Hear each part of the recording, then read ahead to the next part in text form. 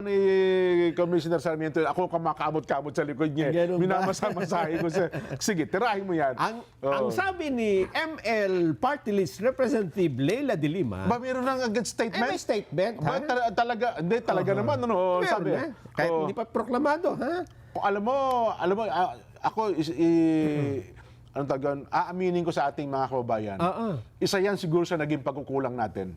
Nang palatuntunan natin ngayon, na hindi natin nasasabi sa kanila kung yung party list name ay kung sino-sino yung nasa likod nun. Sa bagay. Tsaka kung ito ay, baka kasi magkamali. Halimbawa, Ayun na sinabi, nga. ML Party List. Oo. Sa mga naglalaro ng Mobile Legend. Oo. Hindi po kayo yan, ha? Yan, Hindi nyo kinatawan ang ML Party List. Oho. Ang ML Party List, ang kumakatawan po dyan ay si Leila de Lima. Number one. Oo. Nominee, ho? Kaya, saka ako naniniwala, Nelson, ha, kung alam ng tao, yung marami, yung mga, baka yung mga bumoto dyan, hindi nila alam na si Secretary Leila de Lima ang kanilang number one nominee. Kung maraming tao ang nakakaalam na ang ML Ay hindi Mobile Legend. hindi Mobile Legend at ang kanilang representante pala si Leila de Lima At hindi si sinbang sikat sa Mobile Legend. si Sukusugi. Kung ano mo pa. Eh baka, iwan ko lang ha. Baka mabawasan. Baka Kasi magkakamali malamang tayo. talaga may bumoto na akala niya Oo. may party list na yung mga naglalaro ng ML. Lalo ngayon, Nelson, ha, ang mga, again, ang laki ng epekto ng yung Duterte factor, ha, itong 2025 election. Sa bagay. Yes, kung yan ay may Duterte factor, kung halimbawa yung person na yun ng mga Duterte ay isa sa mga taong ayaw nilang pumasok sa Kongreso, ay ito pong si Secretary Leila de Lima. Sa bagay, Di ba? Ang problema nga, hindi maraming tao ang hindi nakaalam.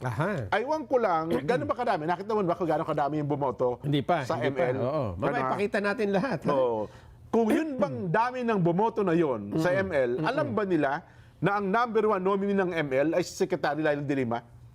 Hindi natin alam. Di ba? Yun ang isa sa mga tanong natin Yun dyan. nga lang ML, hindi natin alam na kung ano ibig sabihin. Ano natin, liberal lang tinutukoy niya doon. Yung malayang basta. Tama, hindi mo masabi, di ba? Ayan, nga.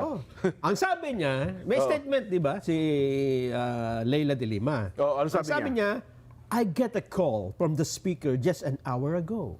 Aba, nakakuha daw sa nakatanggap siya ng tawag mula kay speaker. Sino yung speaker? Speaker,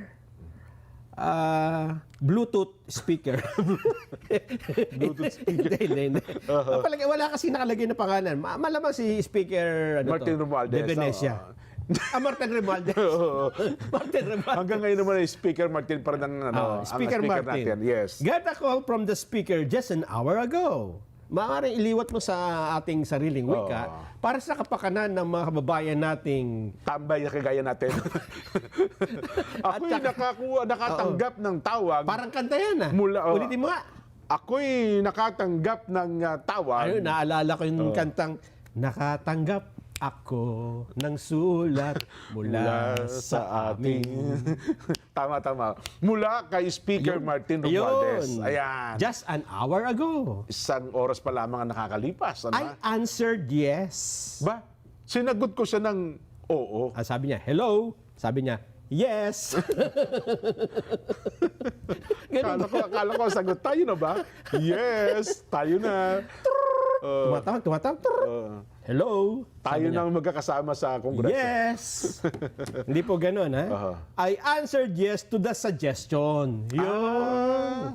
Umuo ako sa kanilang suggestion To be part of the prosecution panel. Ayun, na maging bahagi ng prosecution panel. Ayun.